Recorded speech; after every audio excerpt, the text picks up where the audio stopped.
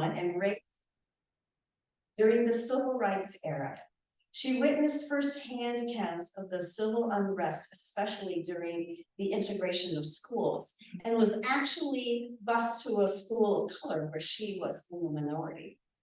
This led her to opening her viewpoint of people from a different culture, which led to some of the experiences that you'll hear about in her talk today.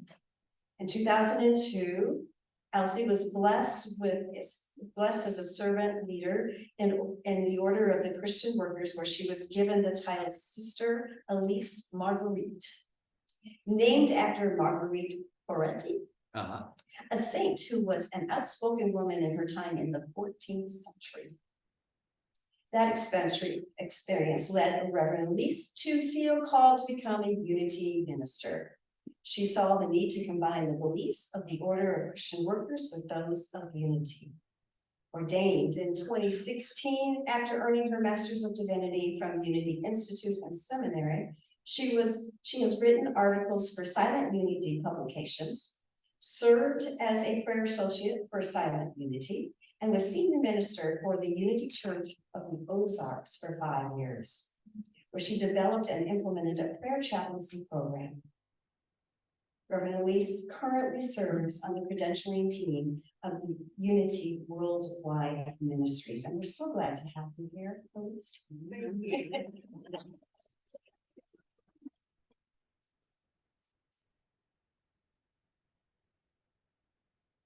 Good morning, Unity of Missoula.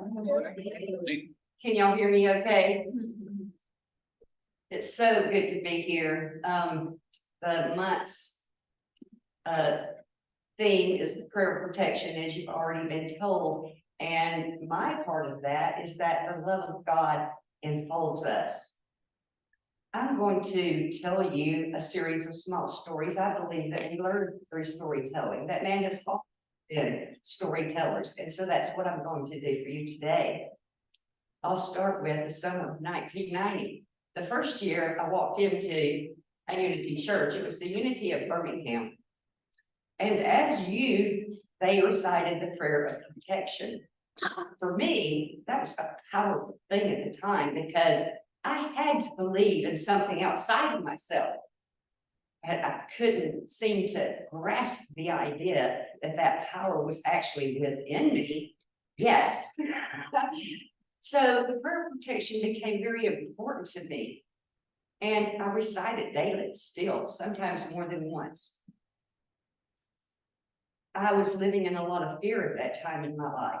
But when I was there in that first day at Unity of Birmingham, I felt so engulfed in the love of the people there at the church that I would say that it felt like the enfolding power of God, the love of God, the enfolding love of God.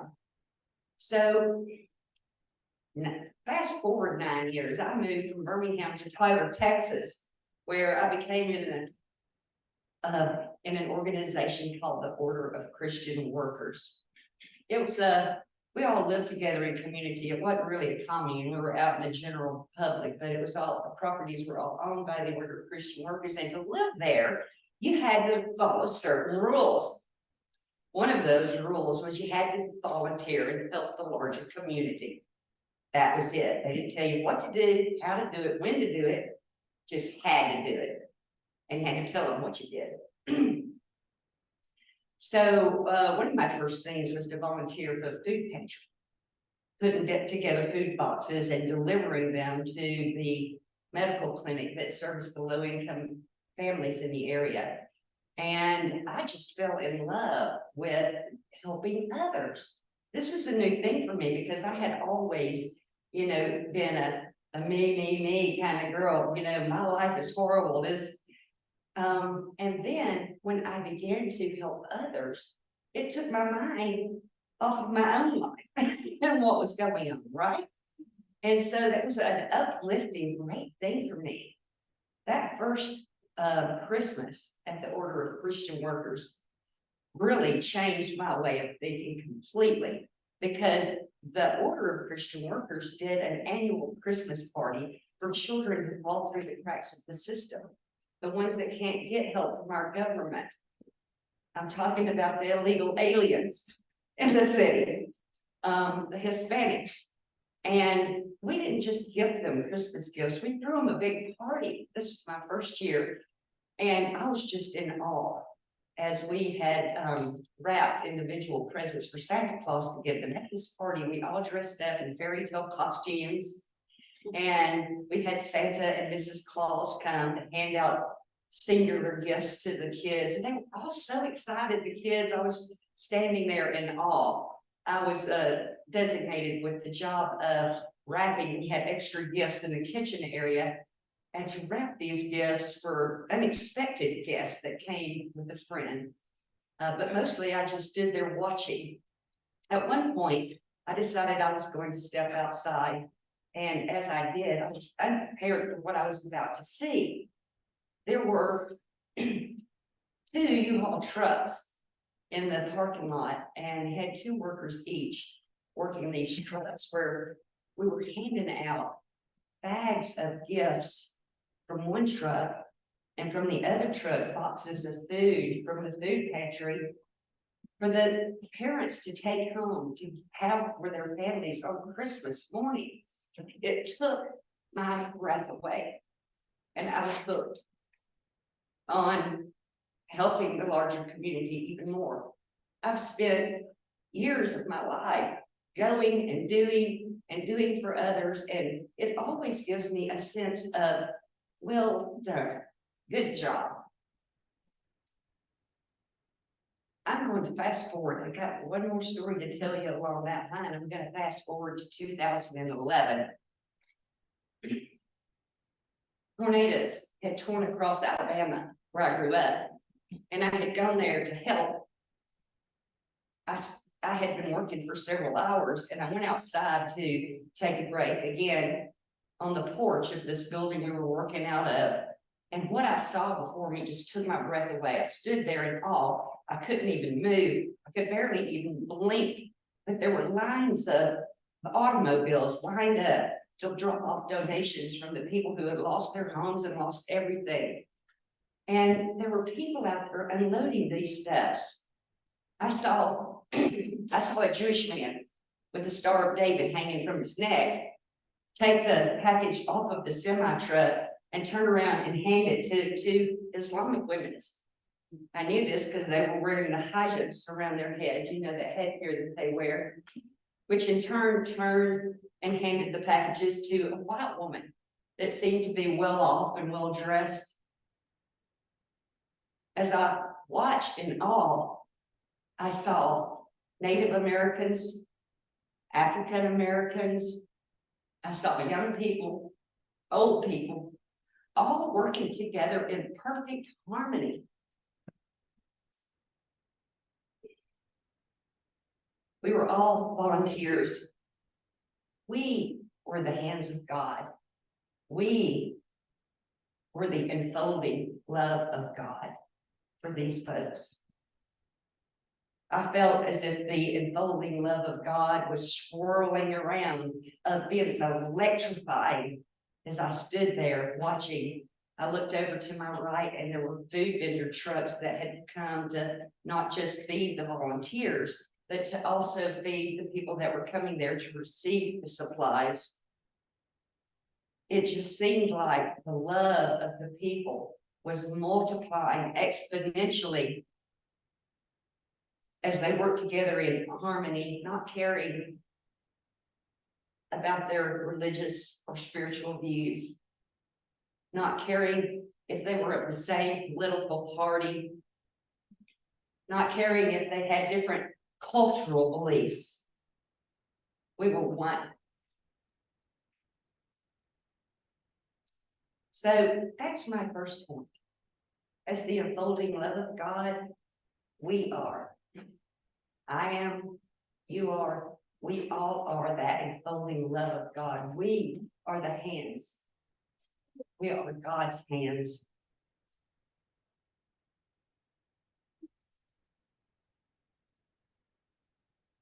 Which brings me back to the prayer of protection, which is what we're talking about, right?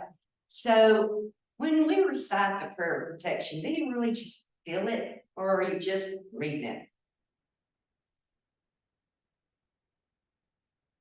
might do it both ways, but as I already told you, back in 1990, I had to feel it, I had to believe it. But often, just repeating it as an affirmation is okay too, because in Unity, we believe that if something isn't already present, that we affirm it, right? We use denials and affirmations, and so we're affirming that the love of God enfolds us. I believe that when we need it the most, when we might be that person that have lost everything, that those loving hands of God will be there for us, helping us through our difficult times. I believe it's always there, waiting patiently. The story actually started 3 days before, when I was watching a radar go by on the Weather Channel. The tornado actually went down the street just a block from me, but it was just a tiny little thing. And then, it didn't even rattle my house. And it went down and it headed east. And as it headed east, it got bigger and bigger and bigger. And by the time it hit Alabama, it had been several mile-wide tornadoes that had ravished the area. I just felt devastated.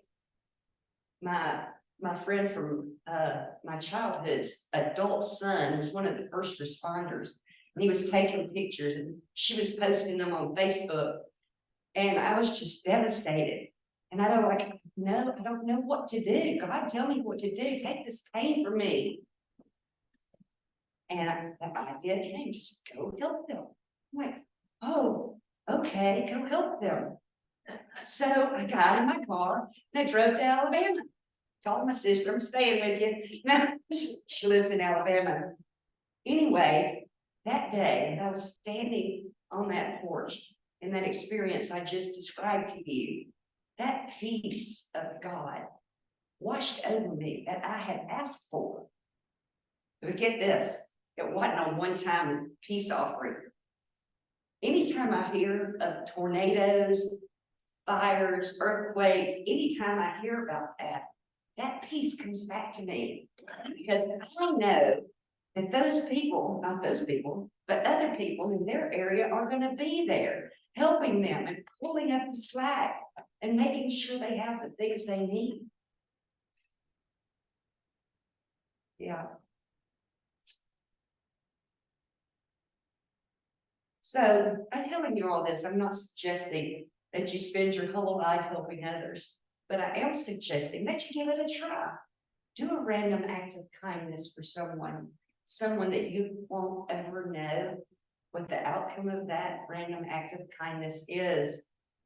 Being the love of God that enfolds them in that now moment. Being the hands of God doesn't have to be some grandiose gesture. Like the example I gave you, it's often just small acts.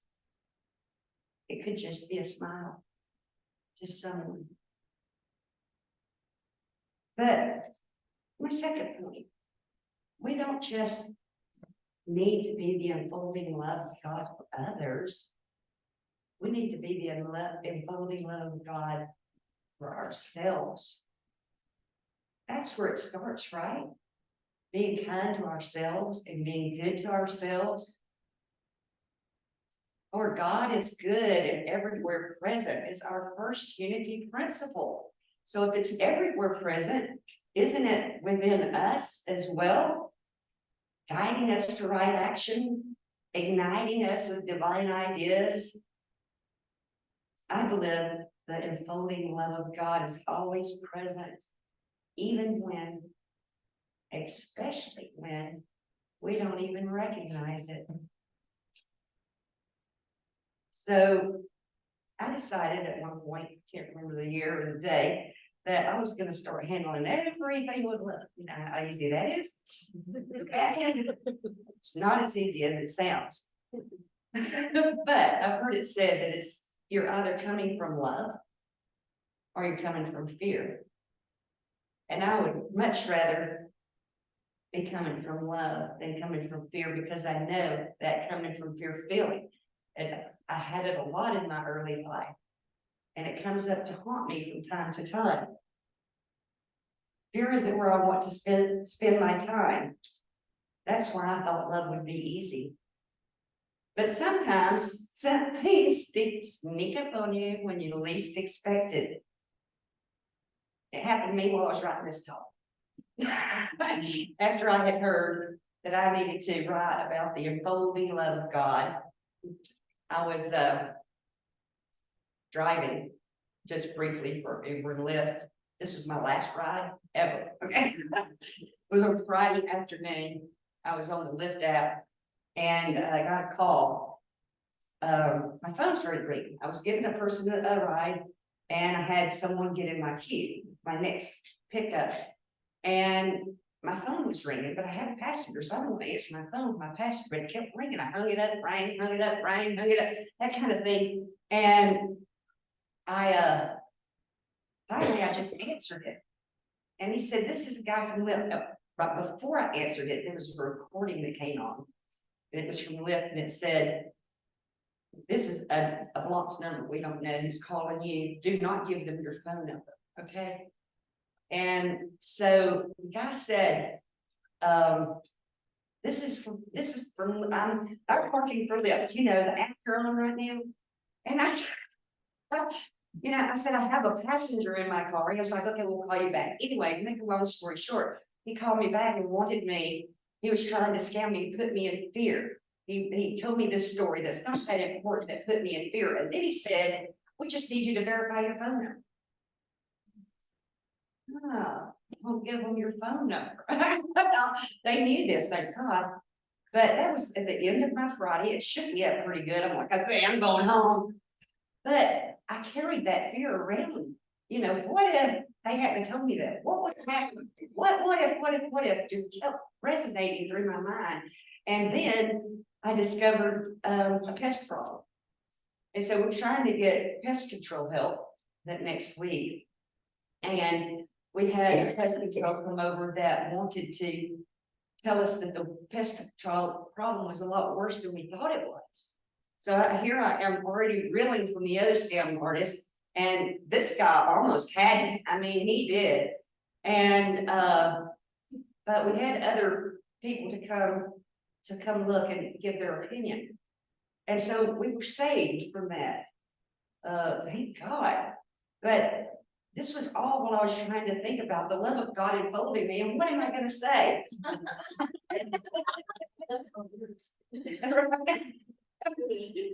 Okay. So this reminded me of Byron Katie's work, which I love. Byron Katie has 4 questions that she asked. Is this thought true? Can I be absolutely certain that this thought is true? How do I feel when I think this thought? And who would I be without this thought? I love that. Let's look at these questions a little bit closer. Number 1, is that thought true? Oh, yeah. They tried. If that thought was true, they tried. How can we be absolutely certain that it's true? Well, you know, according to the second guy, it could have cost me several $1,000s, the money that wasn't needed to spend on it. Number 3, how do you feel when you think this thought? Oh my God, I'm in fear. I'm letting all this fear come up for me. Who would I be without that thought? I would be the person that would bless them, send them thoughts of love and right action. Give them affirmative prayer. Take them in and hold them to a higher standard in my thoughts and hope that it takes root.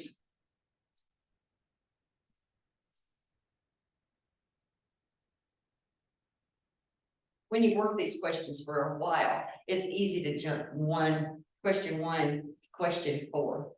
You know, who would I be without the story? Some people carry a story for years. I know I've carried stories for years, and I've learned to work through them and get through them. I realized I was coming from fear, and I needed to change that back to coming from love. Martin Luther King Jr. said, I've decided to stick with love because hate is too hard of a burden to bear. When we stay out of fear and love, we can change the world. All the great masters have taught us that. It may require us to get out of our own comfort zones.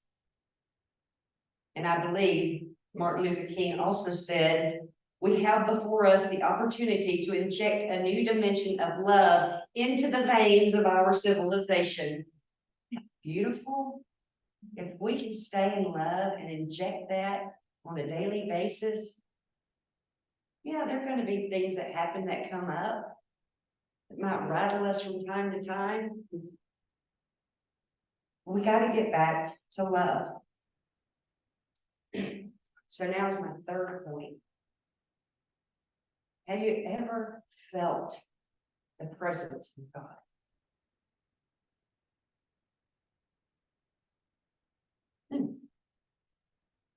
A few years ago, I was gifted a copy of a book, Ordinary Enlightenment, Experience God's Presence in Everyday Life by John C. Robinson.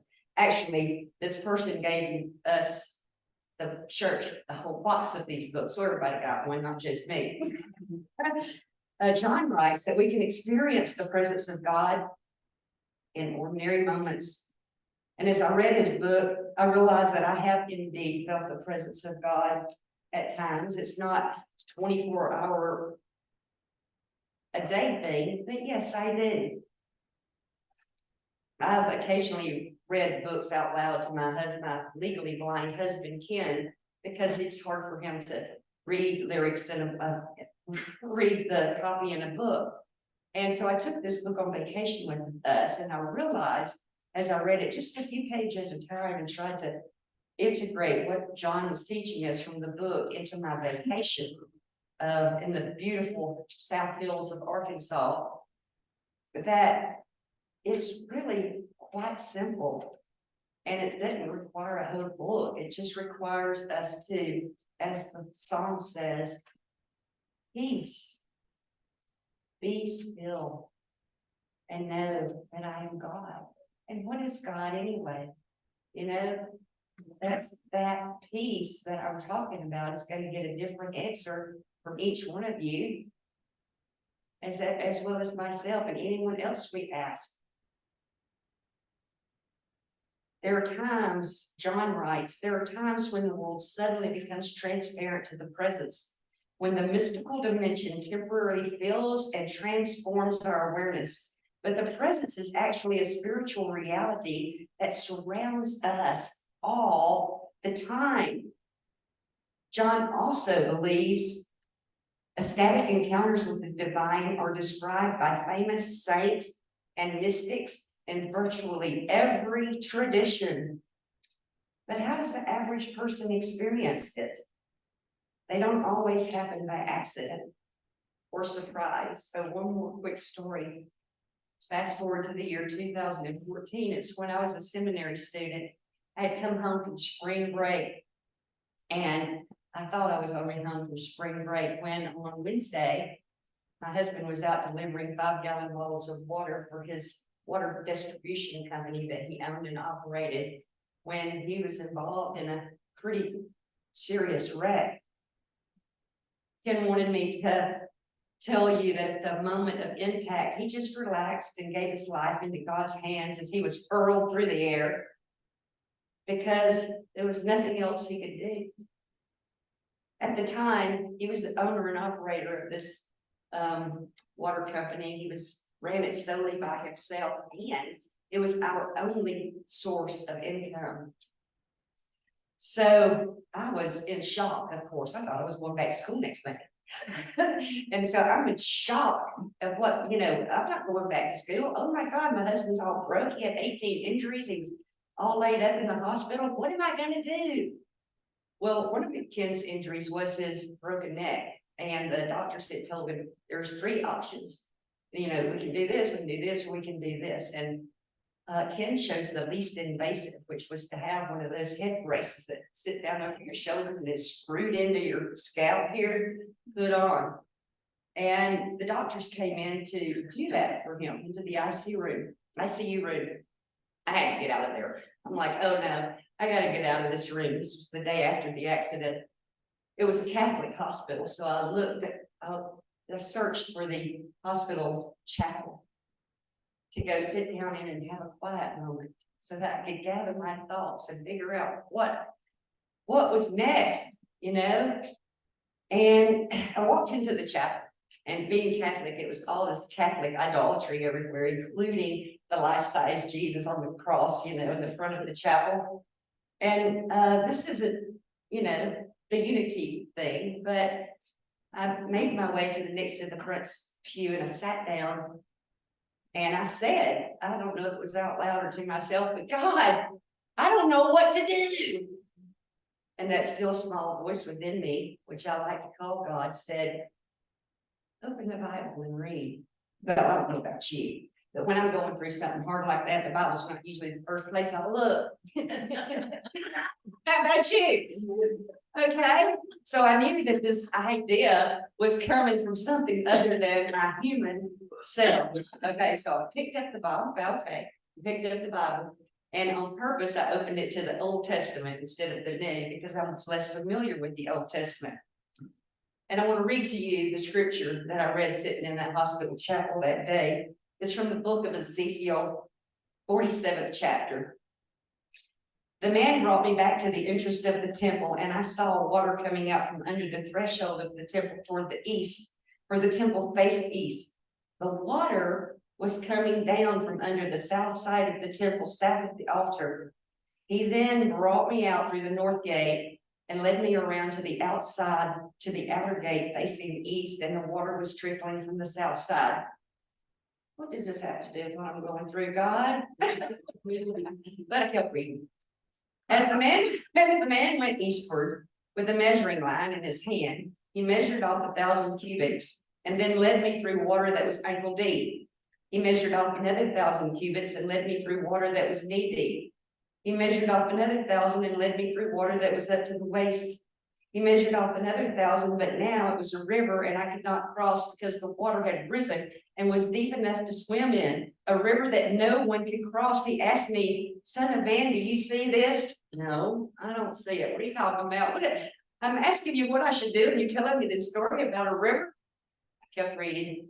Then he led me to the back of the bank of the river. Where I arrived there, I saw a great number of trees on each side of the river. He said to me, this water flows toward the eastern region and goes out into the Arabah, where it enters the Dead Sea. When it empties into the sea, the salty water there becomes fresh. Swarms of living creatures will live wherever the river flows. There will be large numbers of fish because this water flows there and makes the salt water fresh. So where the river flows, everything will live. And that's when I knew that I had to keep the water running for my husband's company. And don't think for a minute that I sat there and said, thank you, God, for this divine thought. Because no, that isn't what I thought. I thought, no, it's seriously. But I did believe that I was getting the divine idea of what I needed to do because that was our only source of income. I had to do it. I told Ken that day or the next day that I was going to take over his company, and he said, oh, you can't do it. I'm like, how are you going to stop me? You're laying here all broke up. Anyway, on Monday, I set out to take on my new job instead of going back to school. Life was hard. I was producing the 5-gallon bottles of water. I was delivering them out of my convertible because the work van is the one that was in the wreck. I was having to hand carry these bottles. This is work I wasn't used to doing on a regular basis. A friend came over to show me how to work QuickBooks and keep up with the accounting. And then at the end of the day, taking stuff to him in the hospital that he needed. and checking on him to make sure he was good. These were not happy days for me. I was miserable. It was exhausting. I didn't have a moment to myself. One day, I mentioned it spring. One day I was driving down a country road with some 5-gallon bottles of water in my car off to make a delivery, when I passed some pretty flowers on the side of the road. And I'm like, wow, those are really pretty flowers. And it brought me peace and joy in that now moment. I wasn't in my, oh, my life is terrible mode. Oh, where did my seminary days go? God mode. I was in that now moment with those pretty flowers on the side of the road. And then I realized that I had to quit dwelling on how hard life was and start looking for the good things that brought me joy. And guess what happened? The more I looked for it, the more I found them. Whether it be someone smiling at me, a kind word, more pretty flowers on another road somewhere. But when I began to look for these good things, life shifted. It went from that fear back into love. I can find beauty and love wherever I look. Can you? Yeah, we can, if we choose to think that. Back to John's book, he wrote, breakthroughs of expanded consciousness are not evidence of insanity or rabid imagination.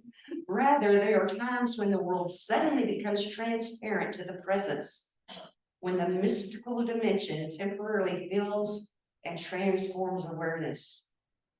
But presence is actually a spiritual reality that surrounds us all the time. It has lots of names. Satori, enlightenment, nirvana, Christ consciousness, Holy Spirit, Kundalini. Do any of these sound familiar to you? We just have to be open to the mystical. So in summary, it is up to us to be the unfolding love of God for others.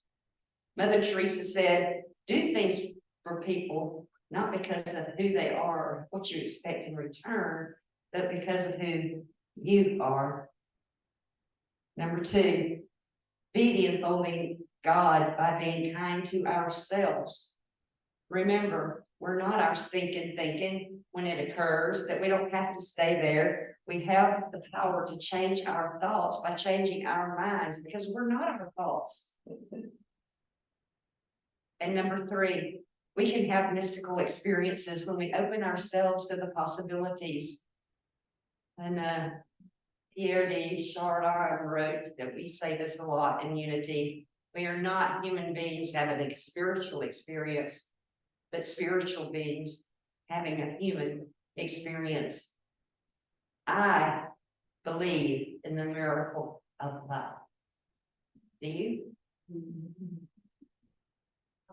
Must stay.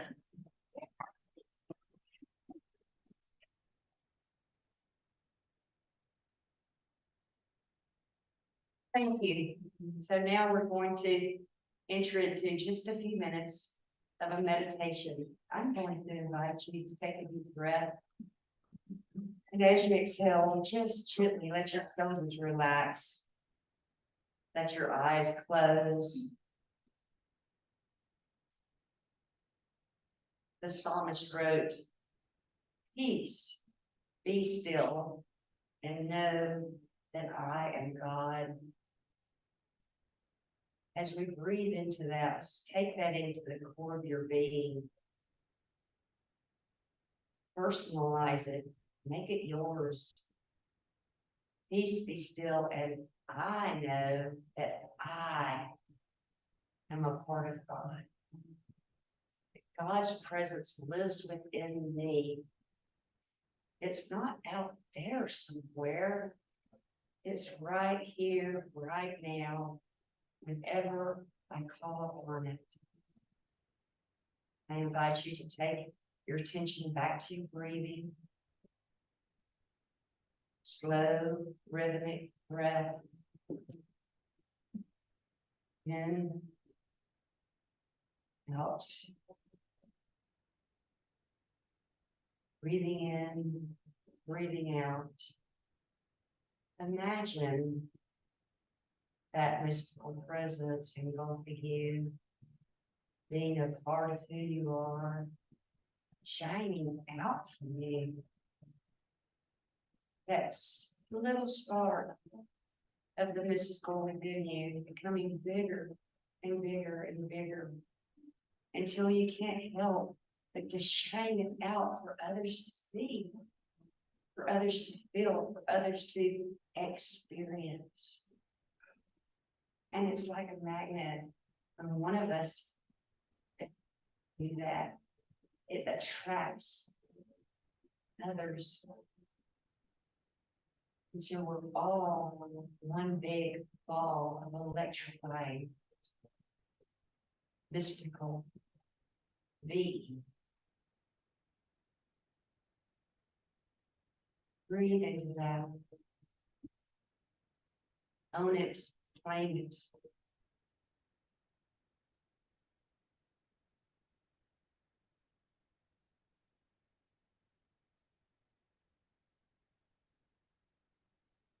And the most important step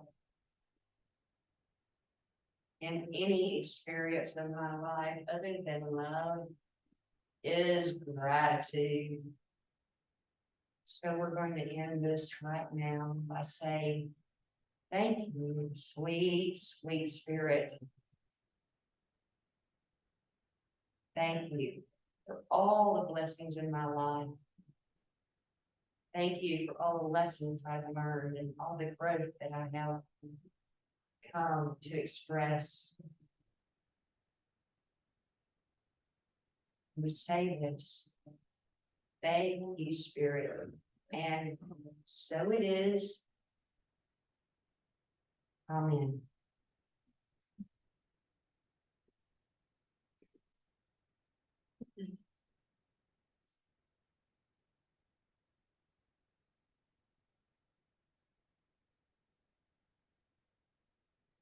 I was asked to, as all most Unity congregations do, recite that prayer of protection at this part of the service. It's up here on the screen if you wish to follow along. The light of God surrounds us. The love of God enfolds us. The power of God protects us. The presence of God watches over us. Wherever we are, God is, and all is well. And now I invite you to